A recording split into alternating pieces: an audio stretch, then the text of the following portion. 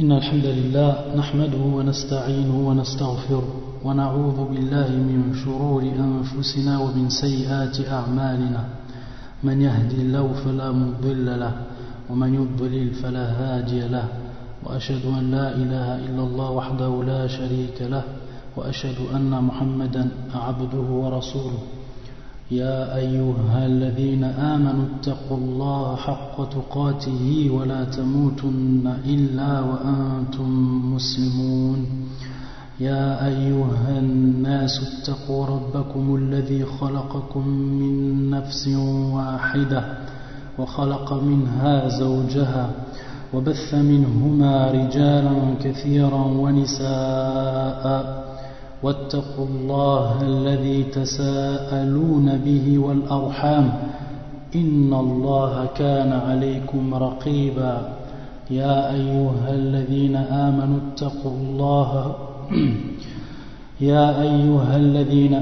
اتقوا الله وقولوا قولا سديدا يصلح لكم أعمالكم ويغفر لكم ذنوبكم ومن يطع الله ورسوله فقد فاز فوزا عظيما أما بعد الكرام السلام عليكم ورحمة الله وبركاته.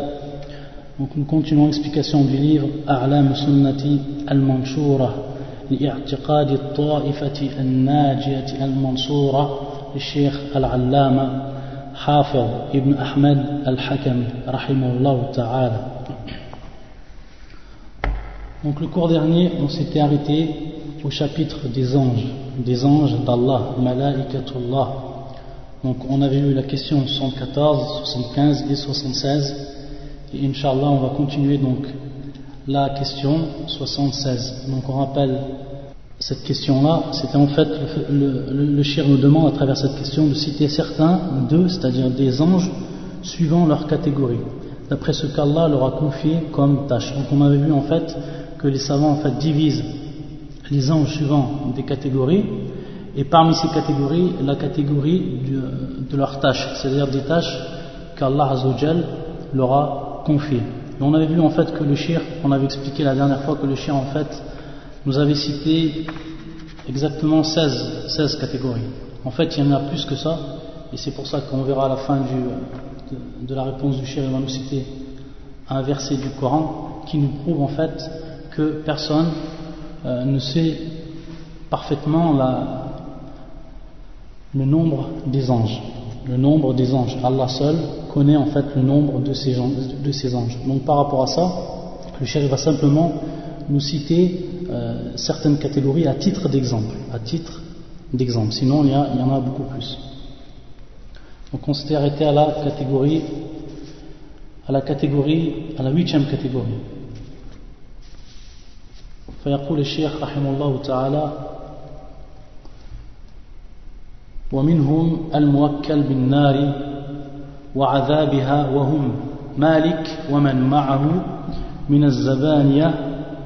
Donc le cheikh à travers sa réponse il nous explique donc cette catégorie, il nous dit en fait que c'est ceux qui sont chargés en fait du feu et de son châtiment, du châtiment du feu. Donc il nous dit le cheikh que c'est Malik. Donc le nom de cet ange s'appelle Malik. Donc Ism al-Malak, Malik. Donc en fait la dernière fois il y a eu certaines personnes, il y a eu un laps, c'est qu'en fait certaines personnes ont cru que je disais Malak pour dire Malik. Donc Malak c'est en fait le singulier, Malak c'est le singulier de Malaika. Et ici Malik c'est en fait le nom de l'ange, Malik. Et donc le verset qui prouve en fait ce nom et qui prouve en fait la présence de ces anges, c'est le verset qui se trouve fi surat Zukhruf, et c'est le verset numéro 77. وَنَادَوْا يَا مَالِكُ لِيَقْضِيَ عَلَيْنَا رَبُّكَ قَالَ إِنَّكُمْ مَاكِثُونَ وَنَادَوْا يَا مَالِكُ لِيَقْضِيَ عَلَيْنَا رَبُّكَ قَالَ إِنَّكُمْ مَاكِثُونَ. Donc c'est le verset qui se trouve dans la sourate l'ornement, c'est le verset numéro dans la sourate l'ornement, le verset numéro 77. Et ils crieront, c'est-à-dire les mécréants, ceux qui ont été jetés au feu, et ils crieront ô Malik. Donc ils l'appellent par son nom, cet ange. Donc c'est une preuve de ce nom. Ô Malik, que ton Seigneur nous achève. Il dira, c'est-à-dire Malik, en vérité vous êtes pour y demeurer éternellement. En vérité vous êtes pour y demeurer éternellement. Donc ça c'est la preuve. ويقول ومن معهم من الزبانية. Donc الزبانية, la preuve de cette catégorie d'anges, c'est dans le verset ou dans Surat Al-Alaq, et c'est le verset numéro 18. Sanad'u az-zabaniya. Et donc par rapport à ça, la preuve, donc ça c'est pour la preuve. Donc ça c'est le verset qui se trouve dans la sourate l'adhérence. Nous appellerons les gardiens de l'enfer. Les gardiens de l'enfer. Et en fait, donc c'est az-zabaniya, ceux qui gardent l'enfer avec qui? Avec Malik. Et en fait, az-zabaniya, ce terme vient du verbe zabana, vient du terme zabana, yazbinun zabnan. Et en fait, qui veut dire dafa'a wa rama. Dafa'a wa rama. Donc en fait, qu'est-ce que veut dire ce verbe zabana? Ça veut dire en fait pousser. Pousser et jeter. Donc en fait, on comprend de là le terme az-zabaniya, qui est en fait cette catégorie d'anges qui ont en fait la fonction de garder et également de jeter les mécréants dans le feu. Donc d'où l'appellation az-zabaniya du verbe zabana, qui est en fait le fait dafa'a wa rama bi, c'est-à-dire de jeter ou de pousser, de repousser. Et il nous dit ensuite qu'ils sont 19 à y veiller. Le cheikh dit en fait que les waru'asa'uhum, c'est-à-dire ceux qui président ces gardiens-là, sont au nombre de 19, sont au nombre de 19. Et le verset est le suivant, c'est le verset qui se trouve fi surat al-Mudaththir, c'est-à-dire le revêtu d'un manteau, et c'est le verset numéro 30. Wa qawlullahu ta'ala alayha tis'ata ashar, c'est-à-dire ils sont 19 à y veiller, c'est-à-dire à y veiller à quoi? Au feu. Donc ça c'est pour cette catégorie et les preuves qui vont avec. Ensuite le cheikh nous dit وَمِنْهُمْ الْمُوَكَّلْ بِفِتْنَةِ الْقَبْرِ وَهُمْ مُنْكَرْ وَنَكِيرٌ. Donc ça maintenant il va nous citer en fait une autre catégorie d'anges, et c'est ceux en fait qui sont chargés de l'épreuve de la tombe. C'est ceux qui sont chargés de l'épreuve de la tombe. بِفِتْنَةِ الْقَبْرِ وَهُمْ مُنْكَرْ وَنَكِيرٌ. Donc en fait le cheikh il cite les deux anges, donc ils sont deux, au nombre de deux, ceux qui sont responsables et ceux qui sont chargés de l'épreuve de la tombe, ils sont au nombre de deux. Et il nous les cite le cheikh, donc c'est Munkar, ça c'est le premier, et le deuxième, son nom c'est Nakir. En fait, les hadiths qui concernent Fitnat al-Qabr, ils sont nombreux, et Inch'Allah on va les étudier de façon plus précise dans ce qui concerne le chapitre que le cheikh a consacré à cette question qui revient en fait à une question de croyance, Fitnatul Qabr. Donc on parlera Inch'Allah plus en détail de cela. En tous les cas, ce qui nous concerne ici, c'est en fait qu'ils sont deux anges à être chargés de cette épreuve, Munkar ou Nakir. Quelle est en fait la preuve de cela? On a dit en fait qu'il y a beaucoup de hadiths. Simplement, il y a une seule version et un seul hadith où il est précisé le nom de ces deux anges. Donc Fitnat al-Qabr, l'épreuve de la tombe, il y a beaucoup de hadiths qui concernent cette épreuve-là et qui nous citent comment va se dérouler cette épreuve-là. Mais le hadith, c'est-à-dire le hadith qui cite Munkar wa Nakir, en fait, il y a un seul hadith, il y a une seule version. Et c'est un hadith qui est en fait rapporté par At-Tirmidhi, qui est rapporté par l'imam At-Tirmidhi fi Sunani. Hadith de Abu Hurayrata radiyallahu ta'ala anhu. ففي الحديث يعني نص الحديث إذا قبر أحدكم أو الإنسان أتاه ملكان أسودان أزرقان يقال لأحدهما المنكر وللآخر النكير. Donc le hadith est le suivant: lorsque l'un de vous est enterré, ou un homme, c'est-à-dire l'un de vous, lorsque le prophète sallallahu alayhi wa sallam il parle à ses compagnons, donc il dit إذا قبر أحدكم أو الإنسان, de façon plus générale, chaque homme, Atahu malakan aswadan azraqan, deux anges se présentent donc à lui, à celui qui est mis dans sa tombe, et ils sont noirs, en fait noirs et bleus. Aswadan azraqan, Donc est-ce qu'ils ont, comment dire, c'est une couleur en fait qui va entre le noir et le bleu. Aswadan, azraqan. Yuqalu li ahadima, l'un s'appelle al-munkar, et l'autre, al-nakir. Donc c'est le seul hadith en fait qui nous donne la preuve de ces deux noms, qui, en fait, des deux anges qui sont chargés de l'épreuve de la tombe. Et c'est un hadith qui est en fait hassan, c'est-à-dire qui est bon. Wa hassanahu al-Albani fi silsila, rahimallahu ta'ala. Donc le hadith qui se trouve dans fi silsila, c'est le numéro 1391. Donc ce hadith est hassan, sa chaîne de transmission est considérée comme bonne. Ensuite le cheikh il nous dit wa minhum hamalatul arsh, c'est-à-dire ceux qui portent, les porteurs du trône. Ce sont en fait les porteurs du trône. Et en fait la preuve de ces anges-là, et de la fonction de ces anges-là, c'est dans Surat Al-Haqqa et le verset numéro 17.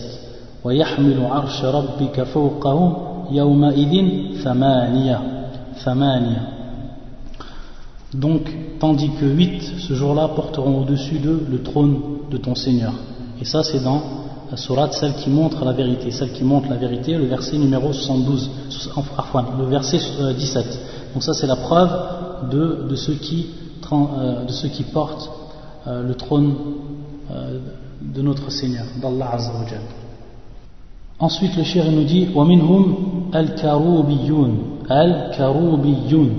Donc en fait ça aussi c'est une autre catégorie d'anges. Et en fait le cheikh nous rappelle ce nom-là, et c'est un nom qui a été donné par plusieurs des salafs. Donc ça on peut revenir au tafasir, c'est-à-dire aux exégèses du Coran, et qui sont cités par plusieurs salafs, et parmi eux les compagnons comme Ibn Abbas et d'autres. Et en fait, al-karabiyoun, ça vient du terme, al-karoubiyoun, ça vient du terme karaba, c'est-à-dire du verbe karaba, yakurbu, kuruban. Et c'est en fait le fait de se rapprocher. Donc ce sont ceux qui sont rapprochés. En fait, le terme, ce sont ceux qui sont rapprochés. Donc, al-karoubiyoun, c'est en fait la notion donc d'être rapproché. C'est pour ça qu'ils ont été nommés ainsi. Et en fait, ce sont ceux qui sont proches de ceux qui portent l'arche, ou plutôt le trône d'Allah Azza wa Jal. Et wahum min ashraf al-malaïka, sont parmi les plus nobles des anges. Et en fait, la preuve de cela, c'est dans la sourate Ghafir, le pardonneur, c'est le verset numéro 7. Donc ils sont nommés ici sans nommer leur nom de façon directe. وَالَّذِينَ يَحْمِلُونَ الْعَرْشَ وَمَنْ حَوْلَهُ يُسَبِّحُونَ بِحَمْدِ رَبِّهِمْ وَيُؤْمِنُونَ بِهِ وَيَسْتَغْفِرُونَ لِلَّذِينَ آمَنُوا. Donc الشاهدون ومن حوله, c'est-à-dire ceux qui sont autour du trône d'Allah Azza wa Jal. يُسَبِّحُونَ بِحَمْدِ رَبِّهِمْ. Donc en fait ils chantent la louange d'Allah Azza wa Jal. Donc ce sont ceux qui sont nommés ici par Al-Karoubiyyun. Ensuite يقول الشيخ ومنهم الموكل بالنطف في الأرحام من تخليقها وكتابة ما يراد بها. Donc ici ce sont les anges en fait qui viennent en fait pour créer, ou plutôt pour écrire en fait pour écrire ce que Allah Azza wa Jalla leur dicte au moment où le Jani. Donc à ce moment-là, comme il est cité dans le hadith qui est connu, hadith Ibn Mas'ud radiyallahu ta'ala anhu, ou hadith al-ma'rouf alladhi rawahu l'imam al-Bukhari ou l'imam Muslim, qui est rapporté par l'imam Bukhari ou l'imam Muslim, et qui est aussi connu pour être dans les Arba'in al-Nawawi. فيقول النبي صلى الله عليه وآله وسلم إن أحدكم يجمع خلقه في بطن أمه 40 يوما ثم يكون علقة مثل ذلك ثم يكون مضغة مثل ذلك ثم يبعث الله ملكا فيؤمر ب4 كلمات ويقال له اكتب عمله ورزقه وأجله وشقي أو سعيد ثم ينفخ فيه الروح. Donc ce sont ceux qui viennent en fait au moment où ar-ruh, c'est-à-dire l'esprit, va être insufflé dans al-janin, c'est à ce moment donc que les anges vont écrire ce qu'Allah Azza wa Jal dicte par rapport à la destinée de l'homme. Donc ils vont écrire, comme c'est cité dans le hadith, ses œuvres, ils vont écrire aussi ses biens, c'est-à-dire de quoi il va être sa pourvoyance par rapport à cette vie d'ici-bas, et ensuite quand il va mourir, c'est-à-dire au moment où il va en fait mourir, au moment où le terme de sa vie va s'arrêter ici dans la vie d'ici-bas, et s'il va être en fait heureux ou s'il va être malheureux. Donc ça c'est un hadith qui est connu, hadith Ibn Mas'ud radiyallahu ta'ala anhu. Ensuite ومنهم ملائكة يدخلون البيت المعمور يدخله كل يوم 70,000 ملك ثم لا يعودون إليه آخر ما عليهم. Donc ça en fait c'est une autre catégorie d'anges en fait, et qui rentre dans ce qu'on appelle al-baytu al-ma'mour. Al-baytu al-ma'mour. Donc ça c'est en fait une maison qui se trouve en fait, comme cela nous est cité dans d'autres hadiths que celui qu'on va citer, qui se trouve en fait au 7e ciel. C'est une maison en fait qui se trouve au 7e ciel. Elle s'appelle Al-Baytul Ma'mour. Et en fait, elle se trouve exactement au-dessus de la Kaaba. Elle se trouve exactement au-dessus de la Kaaba. C'est pour ça que le Cheikh Hafiz rahimahullah ta'ala dans son livre Ma'arij al-Qaboul, il nous dit donc, au moment où il parle de ce hadith, il nous dit donc وهو بيت في السماء السابعة بحيال الكعبة في الأرض لو سقط لوقع عليها وحرمته في السماء كحرمة الكعبة في الأرض في الأرض. C'est-à-dire que c'est donc une maison qui se trouve au-dessus, au 7e ciel, في السماء السابعة, au 7e ciel, et qui se trouve exactement au-dessus de la Kaaba, jusqu'à que le shir nous dit là où saqata la waqa'ala, c'est-à-dire si elle avait tombé cette maison, elle tomberait directement sur la Kaaba. Ensuite il nous dit hurmatu, c'est-à-dire son caractère sacré dans les cieux, et comme le caractère sacré de la Kaaba sur la terre. Donc ça c'est pour al-bayt al-ma'mour. Et le hadith qui nous est cité, ou que l'on cite pour prouver en fait que ces anges-là rentrent dans cette maison pour adorer Allah Azza wa Jal, c'est un hadith qui nous est rapporté par Malik ibn Sa'sa'a al-Ansari rahimahullah wa radiyallahu ta'ala anhu. Malik ibn Sa'sa'a, et c'est un hadith donc qui est muttafaqun alayh, hadithun muttafaqun alayh. Et ma'na la ya'uduna akhira ma alayhim, yani kama yaqul al-shaykh fi al-ma'arij la tahulu nawbatum li kathratihim, c'est-à-dire que le dernier qui rentre, donc le nas al-hadith c'est yadkhulun al-bayt al-ma'mour yadkhulu kulla yawmin 70,000 malak, c'est-à-dire 70,000 anges tous les jours. Ensuite thumma la ya'udun ilayhi akhiru ma alayhim, yani akhiru ma alayhim, c'est-à-dire le dernier qui va sortir après ces 70,000, qui va sortir de la maison, il ne reviendra jamais prier et adorer Allah Azza wa Jal dans cette maison. Pourquoi? Parce qu'en fait, comme nous dit le shir, les kathratim, par rapport à leur grand nombre. Donc ça c'est une preuve aussi du grand nombre, du très très très grand nombre des anges, du très grand nombre des anges. Ensuite يقول الشيخ ومنهم ملائكة سياحون يتبعون مجالس الذكر. Donc ça c'est en fait al-malaikatu as-sayyahun, ça c'est encore une autre catégorie, c'est en fait la 14e catégorie que le shir nous rappelle.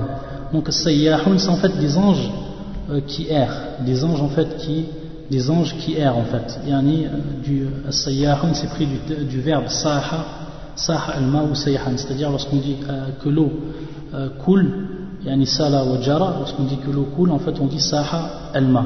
Donc en fait par rapport à ça, sayyahun ce sont des anges en fait qui errent et qui se promènent dans les rues pour justement, comme yaqul al-shaykh, yattabi'una majalis adh-dhikr, c'est-à-dire qu'ils recherchent en fait les cercles, les réunions où Allah Azza wa Jal est rappelé, Et donc le hadith qui concerne en fait ces anges-là, c'est un hadith qui est rapporté par Abu Hurayrah radiyallahu ta'ala anhu wa muttafaqun alayhi, c'est-à-dire rapporté par l'imam Bukhari ou l'imam Muslim. Donc en fait ce sont des anges qui yatufun fi turuq, c'est-à-dire qu'ils se promènent dans les rues. Yaltamisuna ahli dhikr, ils cherchent en fait les gens qui rappellent Allah Azza wa Jal, ceux qui se réunissent et qui s'assoient pour rappeler Allah Azza wa Jal. فإذا وجدوا قوما يذكرون الله, lorsqu'ils trouvent des personnes qui rappellent Allah Azza wa Jal ou qui se rappellent Allah Azza wa Jal, يقولون يعني تنادوا, c'est-à-dire qu'ils s'appellent entre eux, halummu, c'est-à-dire qu'ils s'appellent entre eux et ils disent venez à votre besoin, ila hajatikum. Ensuite كما في رواية أخرى وصف بعضهم بعضا بأجنحتهم حتى يملأوا ما بينهم وبين السماء الدنيا. Donc en fait ils se réunissent tout autour de ce cercle-là et ensuite ils entourent ce cercle-là de par leurs ailes, jusqu'à que ce qu'il y a entre eux et le premier ciel, c'est-à-dire le ciel de la dunya, se trouve en fait rempli de ces anges-là. Donc ce sont malaikatu sayyahoun. ثم يقول الشيخ ومنهم صفوف قيام لا يفترون ومنهم ركع السجود لا يرفعون ومنهم غير من ذكر وما يعلم جنود ربك إلا هو وما هي إلا ذكرى للبشر ونصوص هذه الأقسام من الكتاب والسنة لا تخفى. Donc ensuite le cheikh nous donne encore d'autres de façon plus résumée, il va nous donner d'autres exemples. S'il y a des sufufun qiyamun la yafturun, ce sont des anges, comme on a vu ça au début, des anges en fait qui sont tout le temps, certains anges qui sont tout le temps debout, certains anges qui sont tout le temps debout pour adorer Allah Azza wa Jal, qiyamun. Il y en a d'autres qui sont qiyamun sufufun, et qui sont donc en fissaf, c'est-à-dire qui sont en rang. La yafturun, c'est-à-dire que jamais ils ne se lassent, jamais ils ne s'arrêtent d'adorer Allah Azza wa Jal. Wa minhum ruk'a sujud, ceux qui sont en fait, certains sont prosternés, d'autres inclinés, la yarfa'un, c'est-à-dire qu'ils ne se relèvent pas de leur position. Et en fait ça c'est une preuve qu'ils adorent Allah Azza wa Jal de façon continuelle. Et ensuite le cheikh donc il va nous citer en fait le verset, et ce verset là en fait est une preuve que seul Allah Azza wa Jal connaît le nombre des anges, que seul Allah Azza wa Jal connaît le nombre des anges. C'est pour ça qu'il le cite en fait le cheikh à la fin, et pour nous dire en fait à travers la citation de ce verset, pour nous dire qu'il y a encore beaucoup d'autres catégories que nous ne citons pas et qui sont présentes, qui sont en tous les cas existantes et présentes. Donc c'est le verset qui se trouve dans le verset 31. Nul ne connaît les armées de ton Seigneur à part lui. Nul ne connaît les armées de ton Seigneur à part lui. وَمَا يَعْلَمُ جُنُودَ رَبِّكَ إِلَّا هُ. Donc voilà pour ce qui est de ce que le cheikh en fait nous cite par rapport à la croyance des gens de la sunna du consensus en ce qui concerne les anges. En ce qui concerne les anges. Ensuite la prochaine question va se porter sur al-iman bil kutub. Donc il va y avoir beaucoup de questions, même plusieurs questions. Il va des questions qui vont être un peu plus vastes que le chapitre que nous venons de terminer, et qui est en fait la croyance au livre d'Allah Azza wa Jal. On avait dit qu'on apporterait certaines fawaïd par rapport en plus, quelques fawaïd, parce qu'on peut parler beaucoup de, il y a beaucoup de questions qui sont relatives aussi aux anges. Il y a certaines, on trouve dans certains livres la nomination ou le nom de Malek al-Maut, c'est-à-dire l'ange de la mort.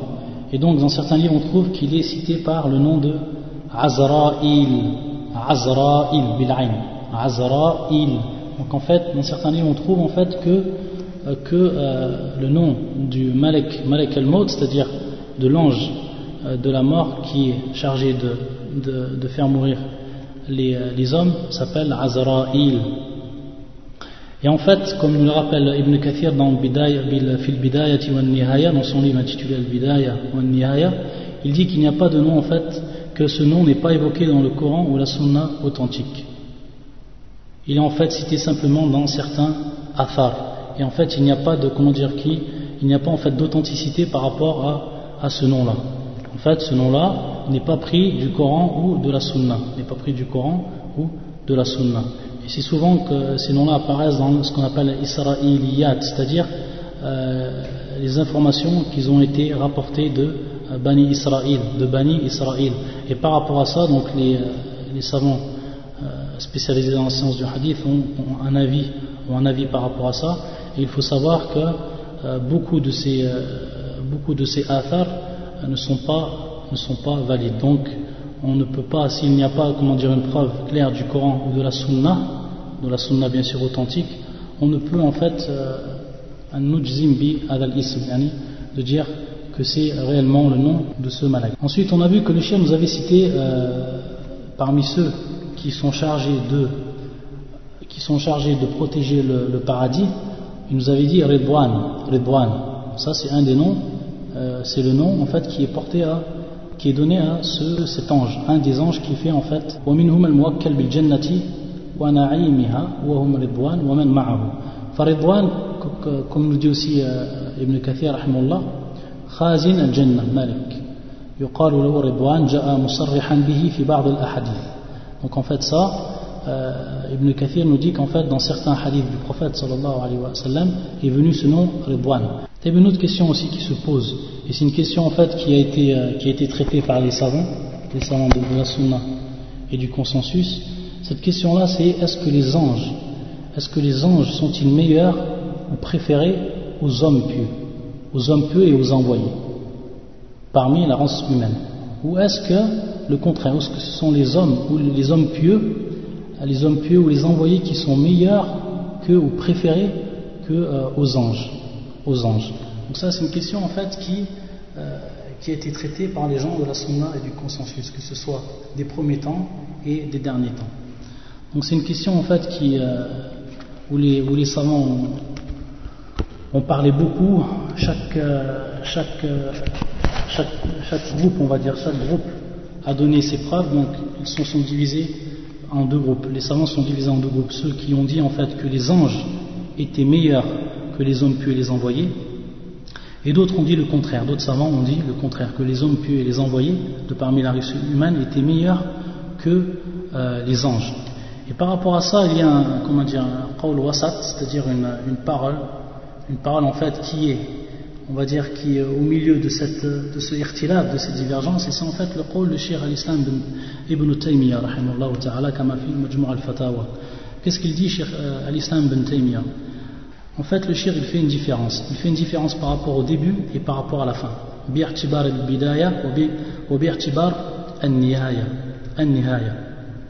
Donc en fait le Cheikh il dit, pour résumer en fait sa parole, il dit en fait que en ce moment, au début de la création de l'homme, lorsque l'homme en fait se trouve sur la terre, donc actuellement, lorsque l'homme se trouve sur la terre, il dit en fait que le Cheikh par rapport à cela, alors les anges sont meilleurs.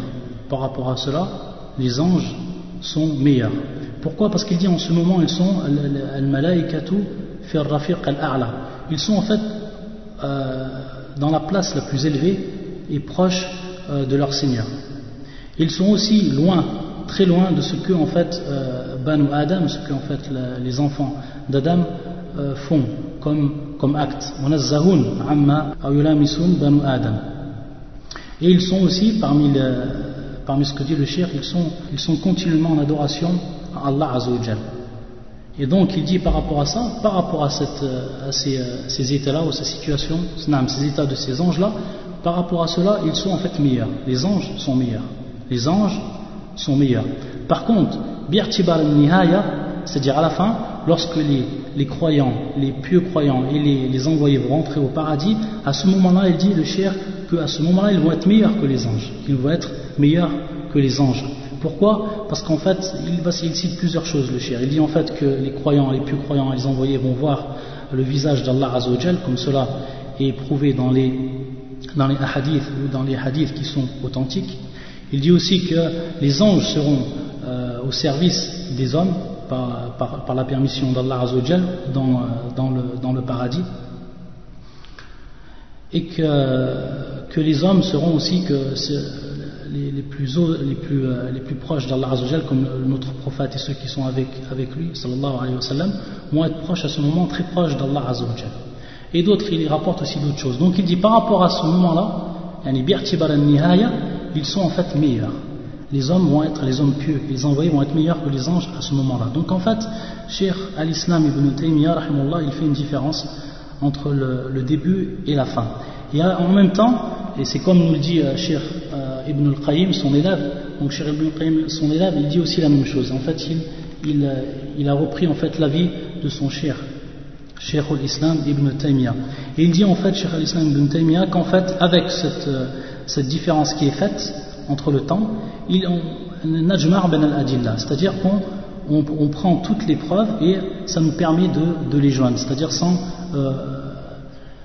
réfuter les preuves d'un groupe d'avis et de prendre les preuves d'un groupe d'avis ou de l'autre groupe d'avis ou vice versa. Donc en fait il dit ça nous permet en fait de un najma' bain al-adillah. Donc en fait ça c'était pour la question de la préférence des anges par rapport aux hommes pieux et aux envoyés.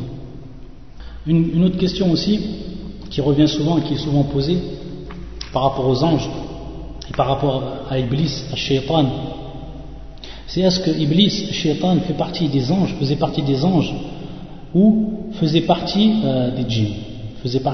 Est-ce qu'on dit que Shaitan, c'est-à-dire Iblis, le Jab, est-ce qu'il faisait partie à la base des djinns ou est-ce qu'il faisait partie des anges? Donc ça c'est une question aussi où beaucoup de savants ont divergé.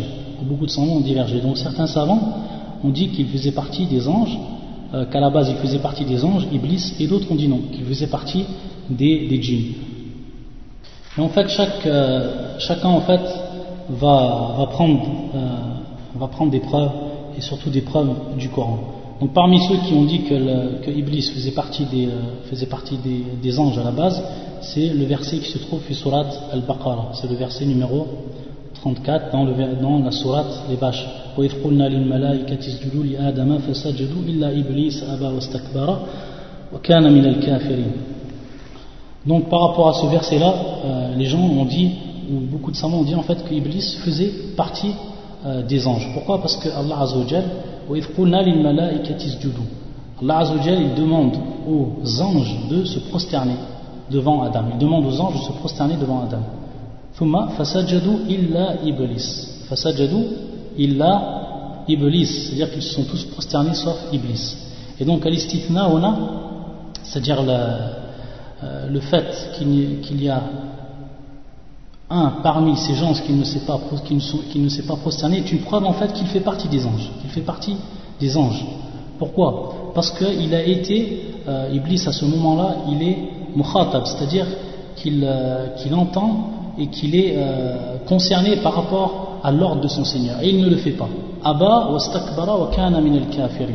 Donc ça ils disent que c'est une preuve, certains gens de la science disent que c'est une preuve pour dire que Iblis fait partie des anges, qu'Iblis fait partie des anges.